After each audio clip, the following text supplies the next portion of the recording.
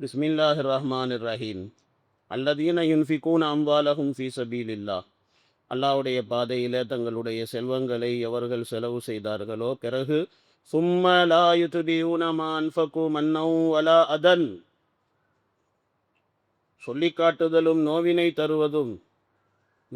தருவதும் தாங்கள் செலவு செய்ததை தொடரவில்லையோ, லஹும் அஜ்ருஹும் இன்த ரப்பிஹி, அவர்களுடைய ரப்பிடத்திலே அவர்களுக்கு கூலி இருக்கிறது.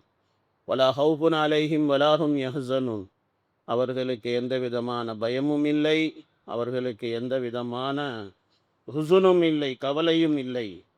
கவுலும் மாரூஃபுன், கனிவான சொல், வ மக்ஃபிரத்துன், மன்னிப்பு, அது ஹைரும் மின் சதக்கத்தி எத்துபாவுஹா அதன், நோவினை தொடரக்கூடிய தர்மத்தை காட்டிலும் அது மேலானது. வல்லாஹு கனியுன் ஹலீம், அல்லாஹ் தாலா தேவையில்லாதவன், அல்லாஹ் தாலா பொறுமையாளன்.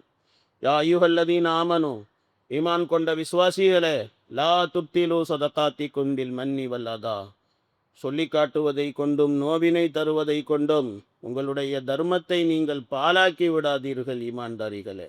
கல்லதி யுன்ஃபிகு மாலஹு ரியா அன்னாசி வலா யூமினு பில்லாஹி வல் யௌமில் ஆஹிர், அல்லாஹ்வையும் மறுமை நாளையும் ஈமான் கொள்ளாமல் மனிதர்களுக்கு காட்டுவதற்காக வேண்டி தங்களுடைய செல்வங்களை செலவு செய்கிறார்களே, அதுபோல சொல்லி காட்டுவதை கொண்டும் நோவினை கொடுப்பதை கொண்டும் உங்கள் தர்மத்தை நீங்கள் பாலாக்கி விடாதீங்க.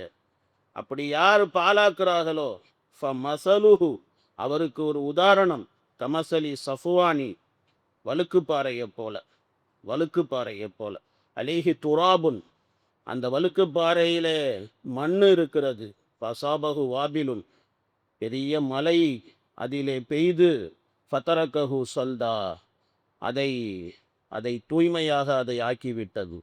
அது மாதிரி ஃபத்தரகஹு சல்தா, அதை கழுவி விட்டது. அது மாதிரி, அதாவது தர்மம் கொடுத்து ஒரு பிரயோஜனமும் இல்லாமல் போயிடும். சுத்தமாக எல்லாம் வலிக்கிக்கிட்டு எல்லா நன்மையும் லா யக்திரூன அலா ஷைஇம் மிம்மா கஸபு, அவர் சம்பாதித்ததிலே எந்த ஒன்றுக்கும் அவர் சக்தி பெற மாட்டார், அதாவது எந்த ஒரு நன்மையும் அவர் அடைய மாட்டார். வல்லாஹு லா யஹ்தில் கௌமல் காஃபிரின், அல்லாஹ் தாலா காஃபிரான சமுதாயத்துக்கு அல்லாஹ் தாலா நேர்வழி காட்டுவது கிடையாது அப்படின்னு அல்லாஹ் தாலா சொல்லி காட்டுகிறான். இந்த வசனத்துக்கு கொஞ்சம் விளக்கங்கள் சொல்லணும். அதாவது சொல்லி காட்டக்கூடாது தர்மம் செஞ்சுட்டு நிறைய விஷயங்கள் இருக்குது, அதை பற்றி விளக்கங்கள் சொல்லணும். இன்ஷா அல்லாஹ் நாளைக்கு உங்களுக்கு இந்த ஆயத்துகளுக்கு விளக்கங்கள் இன்ஷா அல்லாஹ் சொல்லப்படும். சுப்ஹானல்லாஹி பிஹம்.